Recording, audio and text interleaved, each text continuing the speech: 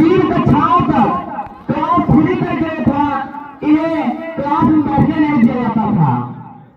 इन्होंने इनके साथ इतना ज्यादा गलत व्यवहार दलित समाज के थे। दलित समाज होने के नाते इन्हें शिक्षा नहीं दी जाती थी और इकलौते ऐसे व्यक्ति थे दलित समाज के जो शिक्षा ग्रहण कर रहे थे। उससे पहले कोई दलित समाज का ऐसा व्यक्ति नहीं था जो शिक्षा ग्रहण कर रहा हो। सुबह 4 बजे बजे चाहे खोल तो जाए, बने ना बने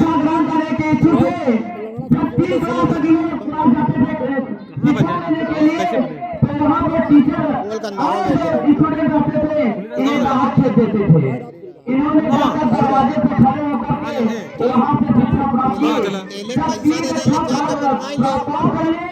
कहाँ है पहला अच्छा लगा, जब पहला अच्छा लगा तो वहाँ के टीचर जो है तभी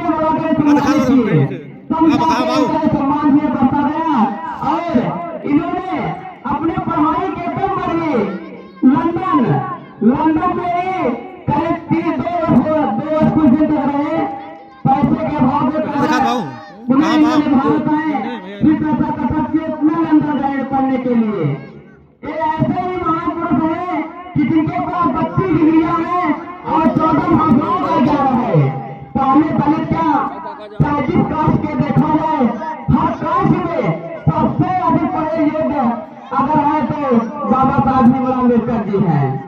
यह जो है मध्य प्रदेश के मऊ जिले से महापुरुष हम उसको कोट प्रभाव करते हैं और इन्होंने ही आज हम सब जो खड़े होकर आज बोल रहे हैं, बोलने का जो हम लोग को सौभाग्य मिला आज इन्हीं की देन है कि हम सब बोल रहे हैं। हम सब इकट्ठा हो गए, एकत्रित हुए हैं, आज संविधान की ही देन है। ये इन्होंने 32 डिग्री प्राप्त की। इन्होंने 1956 में इन्हें भारत रत्न दिया गया। भारत रत्न से सम्मानित महान पुरुष जिन्हें कभी दलित समाज का अछूता माना जाता था, परंतु इन्होंने संविधान लिखने में अपनी बहुत बड़ी भूमिका निभाई और जब संविधान लिखा जाने लगा तो उसमें इन्होंने कहा कि दलितों को विशेष आरक्षण दिया जाए। तो उसमें जो संविधान में और जो कोई लोग थे उन्होंने इनका विरोध किया, कहा नहीं ऐसा असंभव है। इन्होंने उस समिति से हट के चले गए। तो पुनः जो समिति बनाई गई, सब लोगों ने सोचा कौन लिखेगा संविधान लिखने का कोई है ही नहीं। तो पुनः इनको बुलाया गया और कहा चलिए ठीक है। तो उन्होंने कहा हमारी बात सहमत है। तो लोगों ने कहा हाँ चलिए आपकी बात सहमत है। आज जो SC को 35% आरक्षण, OBC को 27% आरक्षण जो मिल रहा है, आज ही बाबा साहब भीमराव अम्बेडकर की देन है। जब आप लोग को संविधान के देन है जो आप लोग आरक्षण जो ले रहे हैं और आज इन्हीं की देन है कि संविधान बनना होता तो हम सब जो है बहुत पीछे हो जाते हैं। बाबा साहब भीमराव अम्बेडकर ऐसे लगते व्यक्ति थे जिन्होंने डबल PhD और ऐसी कोई डिग्री नहीं थी जो इनके पास न हो।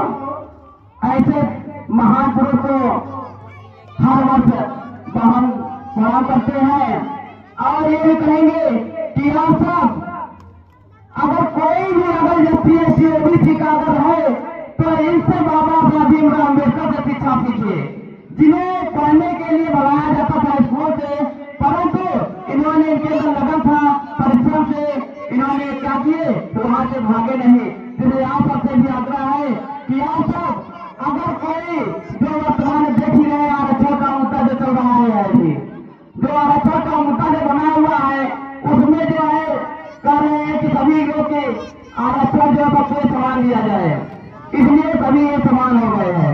तो आज अगर ये न होते तो हम सब इतना जो बोल रहे हैं, इतना जो भाषण दे रहे हैं तो हम इतना बोल न पाते हम सब। इसलिए आज बाबा साहब भीमराव अम्बेडकर की देन है जो आप सब यहाँ से बोल रहे हैं। आप सबसे ये आग्रह करेंगे कि आप सब 2 रोटी कम खाइए। हमारे जो चाचा लोग और दादा लोग बैठे हुए हैं, आप सब 2 रोटी कम खाइए, परंतु अपने बच्चों को शिक्षा देने से पीछे मत हटिएगा। लड़का हो या लड़की सबको एक समान व्यवहार करिए। अगर आप सब 2 रोटी कम खाएंगे, अपने बच्चों को शिक्षा देंगे तो आपका लड़का हो या लड़की आगे चल करके आपके हक के लिए, अपने हक के लिए लड़ाई लड़ सकेगा। नहीं, ये जो चल रहा है ऐसा ही चलता रहेगा तो आने वाले समय में जो है हम सब पुनः जो है पहले जैसे स्थिति थी वैसे स्थिति बन जाएगी। इसी के साथ मैं परिवार को विराम देता हूँ। जय हिंद, जय भारत माँ।